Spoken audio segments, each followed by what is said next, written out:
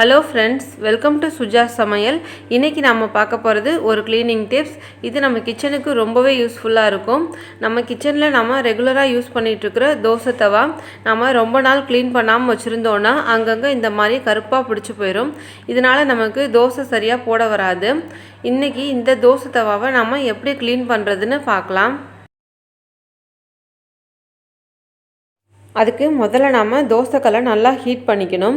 ஒரு 10 நிமிஷமாவது ஃபுல் ஃப்ளேமில் நல்லா புகை வர அளவுக்கு சூடு பண்ணிக்கோங்க. அதுக்கப்புறம் ஒரு தோசை கரண்டி வச்சு அதை இந்த மாதிரி நல்லா சுரண்டி விட ஆரம்பிங்க. இது ஃபுல்லாக ஈஸியாக வர ஆரம்பிச்சிரும். அடுப்பை ஆஃப் பண்ணாமல் நல்லா ஃபுல் ஃப்ளேம்லேயே வச்சுக்கிட்டு பண்ணணும். அப்போ தான் அந்த ஹீட்டில் இதெல்லாம் ஈஸியாக எடுக்க வரும். எல்லா பக்கமும் உள்ள இந்த கருப்பை நாம் இந்த ஹீட்லேயே வச்சு நல்லா சுரண்டி எடுத்துடலாம்.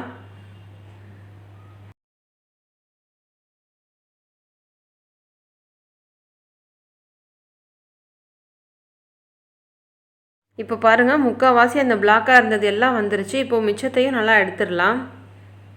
நம்மளால் முடிஞ்ச வரைக்கும் இதை நல்ல ஹீட்லேயே வச்சு எவ்வளோ முடியுமோ அந்த அளவுக்கு இதை சுரண்டி எடுத்துடணும். அடுத்ததாக இந்த கைப்பிடியில் உள்ளதையும் நல்லா தேய்ச்சி எடுத்துடலாம்.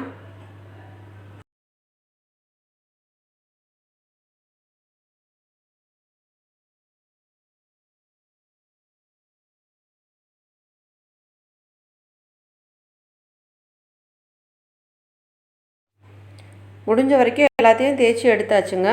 அடுத்தது லெமன் சால்ட்டு இதில் கொஞ்சமாக சேர்த்துட்டு இதை எல்லா இடத்துலையும் நல்லா தேய்ச்சி ஒரு 15 நிமிஷம் அப்படியே இதை ஊற வச்சிடலாம். பாருங்கள், அந்த கருப்பாக உள்ளதெல்லாம் அப்படியே நல்லா பொங்கி வருது. இதை இப்படியே எல்லா பக்கமும் நல்லா தேய்ச்சி விட்டுருங்க. இது இப்போ ஒரு 15 நிமிஷம் ஊறட்டும்.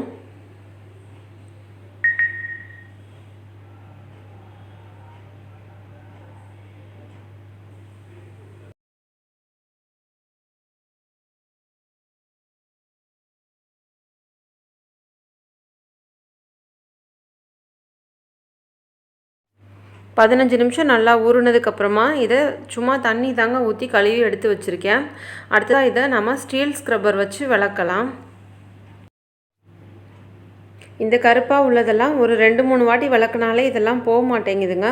நான் ஒரு 10 வாட்டியாவது இதை விளக்கியிருப்பேன். அதுக்கப்புறம் தான் எனக்கு இது ஃபுல்லாக நல்லா க்ளீன் ஆச்சு. அதனால் உங்களால் எவ்வளோ முடியுதோ அந்த அளவுக்கு நீங்கள் விளக்கி எடுத்துக்கோங்க.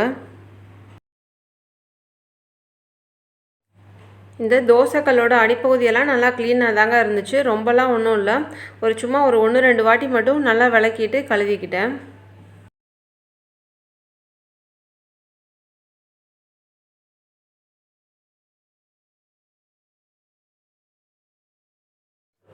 நிறைய வாட்டி இந்த ஸ்டீல் ஸ்க்ரப்பரை வச்சு தேய்ச்சி வளர்க்குனதுக்கப்புறம் தாங்க தோசை தவா இந்த அளவுக்கு நல்லா க்ளீனாக இருக்குது. நம்ம அடிக்கடி க்ளீன் பண்ணிகிட்டே இருந்தாலும் நமக்கு தோசை எல்லாம் சரியாக சுட வராது. அதனால் ஒரு 3-4 மாதத்துக்கு ஒரு வாட்டி நம்ம க்ளீன் பண்ணால் போதும். தோசைக்கல் க்ளீன் பண்ண உடனே நமக்கு தோசை ஊற்ற வராது, ரொம்ப ஒட்டிக்கிட்டே வரும். அதனால் இதில் ஒரு ஆஃப் பாயிலோ ஃபுல் பாயிலோ இல்லை ஆம்லேட்டோ போட்டு எடுத்துக்கலாம். இல்லைனா ஓவர் நைட் நல்லா ஆயில் அப்ளை பண்ணி வச்சுருங்க. அதுவும் இல்லைனா ஒரு பெரிய வெங்காயத்தை பாதியாக கட் பண்ணி நல்லா தேய்ச்சிட்டு தோசை ஊற்றலாம். இது மாதிரி நம்ம பண்ணிகிட்டே இருந்தோம்னா ஒரு 2-3 டேஸில் நமக்கு தோசை நல்லா ஊற்ற வந்துடும்.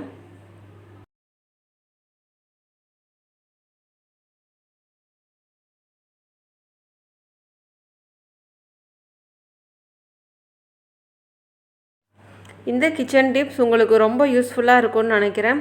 இந்த வீடியோ உங்களுக்கு பிடிச்சிருந்தா மறக்காமல் எங்கள் சேனலை சப்ஸ்கிரைப் பண்ணுங்கள். தேங்க்யூ.